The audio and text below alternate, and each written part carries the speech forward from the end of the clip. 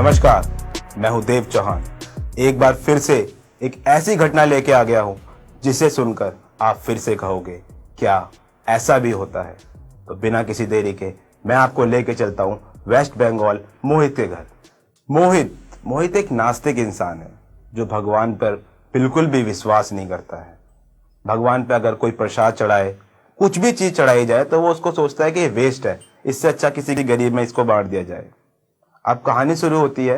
मोहित रास्ते पे जा रहा था। मोहित रास्ते पे जाते वक्त उसको मिलता है एक नींबू। वो नींबू को देखता है, उस पर सिंदूर वगैरह डाल रखा होता है, 4-5 नींबू पड़े होते हैं। मोहित बोलता है ये देखो, लोगों की अंधविश्वास कितना ज्यादा फैल चुका है कि सड़कों पर भी नींबू चढ़ाना शुरू कर दिया, मतलब सड़कों पर भी भगवान हो गए। तो वो क्या करता है, वो नींबू को उठाता है और अपने साथ लेके चल देता है। गर्मियों का सीजन होता है तो वो नींबू को काट कर नींबू पानी बनाता है और पी जाता है। ऐसा वो डेली करता है। वहां पर डेली उसको नींबू मिलते हैं, डेली नींबू उठा के लाता है, नींबू पानी बनाता है और पीता है। अब धीरे धीरे सिलसिला चलता रहता है। मोहित को बुरे स्वप्न आना शुरू हो जाते हैं जिनको देखकर मोहित घबरा जाता है। अब मोहित इन चीजों को इग्नोर भी करना शुरू कर देता है, पर ये सपने ज्यादा उसको आना शुरू हो जाते हैं। अब धीरे धीरे मोहित डर की तरफ को बढ़ना शुरू हो जाता है कि उसको डर लगता है कि यार ये सपने आ क्यों रहे हैं इतने ज्यादा, मतलब कोई और सपना आ ही नहीं रहा है, सिर्फ उसको कोई व्यक्ति दिखाई देता है जिसका सर कटा हुआ है, उसको बुला रहा है। उसको एक व्यक्ति दिखाई देता है जिसका सर कटा हुआ है, बुला रहा है। डेली ये सिलसिला चलता रहता है। मोहित बोलता है यार ये आखिर में है क्या चीज, डेली तो एक सपना नहीं आ सकता है ना। अच्छा, धीरे धीरे अब मोहित क्या करता है कि मंदिर जाके शायद पता करूं। अब उसका विश्वास तो है नहीं भगवान पर मंदिर जाए तो जाए कैसे। मोहित सर्च मारता है कि इन सब चीजों को निपटारा करने के लिए कौन सी चीज के पास उसको जाना चाहिए। अब इन्हीं चक्करों में उसको पता लगता है कि तांत्रिक लोग इन सब चीजों के बारे में ज्यादा जानते हैं और मोहित को इन सब चीजों में इंटरेस्ट भी होता है और वो इन सब चीजों को गलत भी ठहराना चाहता है। तो मोहित जाता है तांत्रिक के पास कि बाबा मेरे को ऐसे ऐसे सपने आना शुरू हो गए हैं, आप मुझे बताइए कि मैं क्या कर सकता हूँ इन सब चक्करों के चक्कर में। तो बाबा बताते हैं कि आप एक काम करो, ये ताबीज पकड़ो, ताबीज को अपने गले में धारण करना और इसके बाद आपको ये सपने नहीं आएंगे। मोहित लेता है ताबीज और घर पे आ जाता है। उसको फिर भी वो स्वप्न आना शुरू हो जाते हैं। मोहित परेशान हो जाता है कि यार मैं सच ही कह रहा था कि इन सब चीजों में कुछ नहीं होता है और ये बाबा ने ताबीज दिया ये भी बेकार है। उसको तोड़ता है और फेंक देता है। अब क्या होता है, अब मोहित को वो जो इंसान उसको सपने में दिखाई दे रहा था वो उसको साक्षात दिखाई देता है। वो किचन में जाता है तो उधर को उसको दिखाई देता है, वो कमरे में जाता है तो उसको वो इंसान दिखाई देता है। मोहित हो जाता है, मोहित को लगता है बहुत ज्यादा डर।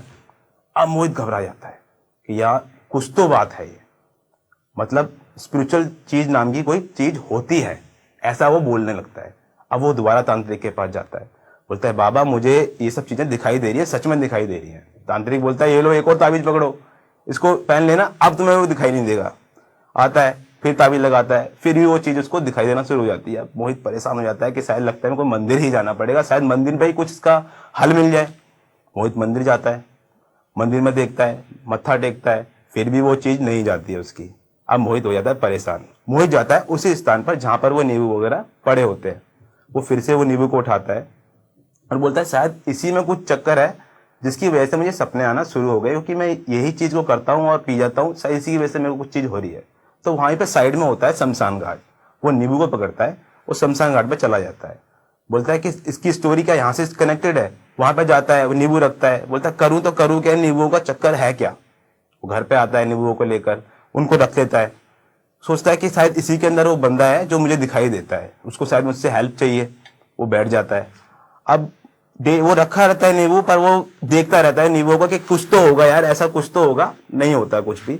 और जाकर मोहित सो जाता है कमरे में अपने। रात का टाइम होता है। अब मोहित धीरे धीरे बीमार होना शुरू हो जाता है। उसकी आंखों के नीचे काले घेरे, नींद ना आना, वही इंसान दिखाई देना, बहुत परेशान हो जाता है मोहित। अब मोहित जाता है शमशान घाट में। उसको सपना आता है कि शमशान घाट में उसको वो व्यक्ति बुला रहा है कि आप शमशान घाट आओ और यहीं पर मैं तुम्हें मिलूंगा। मोहित को वो लगता है कि शायद ही सच में ही बुला रहा है। सुबह होती है, मोहित जाता है शमशान घाट में और देखता है कि वहां पर एक व्यक्ति खड़ा हुआ जो उसको सपने में दिखाई देता है और वो उसके सामने अपने गले को काट लेता है। ये सब देखकर मोहित बहुत ज्यादा घबरा जाता है।